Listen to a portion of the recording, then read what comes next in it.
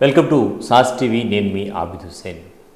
ఆంధ్రప్రదేశ్లో కాంగ్రెస్ పార్టీ అధ్యక్షురాలుగా వైఎస్ షర్మిల ఎంటర్ అయిన తర్వాత ఏపీ రాజకీయాల్లో కీలక పరిణామం చోటు చేసుకునేటువంటి అవకాశం అయితే కనిపిస్తోంది. ప్రధానంగా వైఎస్ఆర్ ఆత్మగా పేరుగాంచిన వైఎస్ఆర్ ఆత్మగా చెప్పుకునేటువంటి కేవీపీ రామచంద్రరావు ఇప్పుడు షర్మిలకు అండగా నిలిచారు. ఆయన వెంట నడుస్తూ ఉన్నారు.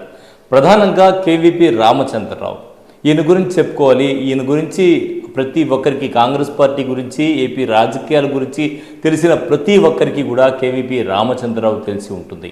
ఎందుకంటే ఆయన 2 సార్లు రాజ్యసభ సభ్యులుగా పనిచేశారు. అలాగే ప్రధానంగా తీసుకుంటే వైఎస్ఆర్ ఆత్మగా చెప్పుకునేవారు. ఐఏఎస్లు ఐపీఎస్లతో ఏ పని ఉన్నా కూడా వైఎస్ఆర్ చెప్పేవారు కాదు, డైరెక్ట్గా కేవీపీ రామచంద్రరావు చెప్పేవారు. ఇద్దరు ప్రాణమిత్రులుగా ఉండేవారు. ఆ విధంగా ఉన్నారని చెప్పి అప్పట్లో చాలా చర్చ కూడా జరిగేది. ఏది ఉన్నా కూడా కేవీపీ రామచంద్రరావు పార్టీలో సంబంధించి ఏదైనా ఇబ్బందులు ఉన్నా కూడా అప్పట్లో కేవీపీ రామచంద్రరావు హ్యాండిల్ చేసేవారు. సో అటువంటి కేవీపీ రామచంద్రరావు ఇప్పుడు షర్మిలకు అండగా నిలిచారు. తన మేనకోడలుగా చెప్పుకుంటూ వస్తున్నారు. సో తన మేనకోడలు అని ఎప్పుడైతే చెప్పారో అందరి దృష్టి కూడా ఇప్పుడు ఆయనపై మళ్ళింది. ఎందుకంటే కేవీపీ రామచంద్రరావు రాజకీయాలను హ్యాండిల్ చేయడంలో ఆయన ప్రధానంగా గతంలో చంద్రబాబు అంటే అపర చాణక్యుడు రాజకీయాలు అని చెప్పేవారు. అలాంటి అపర చాణక్యుడిగా కేవీపీ రామచంద్రరావు కాంగ్రెస్ పార్టీలో ఉన్నారు. ఆయన ప్రతి ఒక్కరితో సన్నిహిత సంబంధాలు ఉండేవి ఆయనకు. సో ఈ నేపథ్యంలో ఎప్పుడైతే ఆయన మళ్ళీ రాజకీయాలు అంటే 10 ఏళ్ల విరామం తర్వాత మళ్ళీ ఆయన గతంలో రాజ్యసభ సభ్యుడిగా ఉన్నా కూడా ఏపీలో రాష్ట్ర విభజన తర్వాత ఆయన ఎప్పుడు కూడా రాజకీయాల్లో కనబడలేదు. వైఎస్ జగన్ ముఖ్యమంత్రి అయిన తర్వాత కూడా ఆయన ఎక్కడ కూడా రాజకీయాల్లో కనబడలేదు.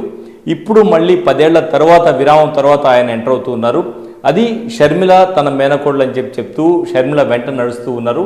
దీంతో మనకు రాజకీయాల్లో కాంగ్రెస్ పార్టీ మళ్ళీ పూర్వ వైభవం సంపాదించుకునే అవకాశం ఉందా అంటే ఖచ్చితంగా ఎస్ అనేటువంటి మాటే వినిపిస్తోంది.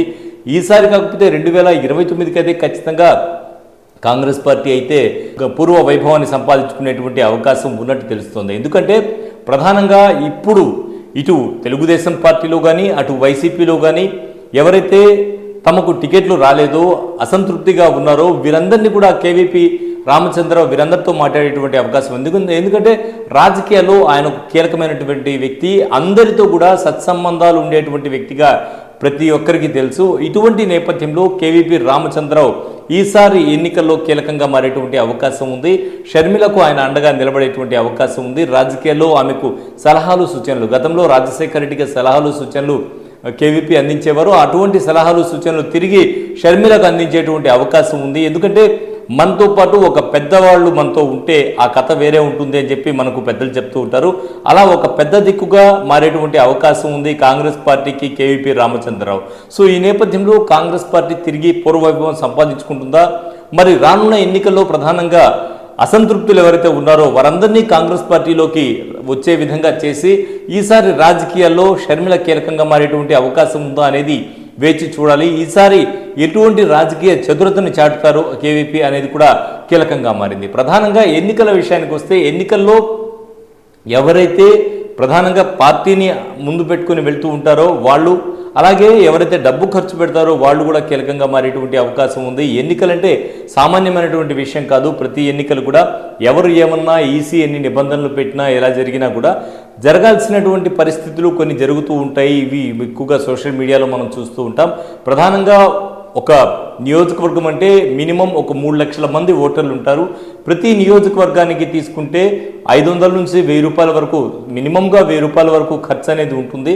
సో 3 లక్షల మంది ఓటర్లకు ఖర్చు అని తీసుకున్నా కూడా మనకు 1000 రూపాయలు ఖర్చు 3 లక్షల మంది కంటే కనీసం ఒక 30 కోట్ల వరకు ఖర్చు అయ్యేటువంటి అవకాశం ఉంది.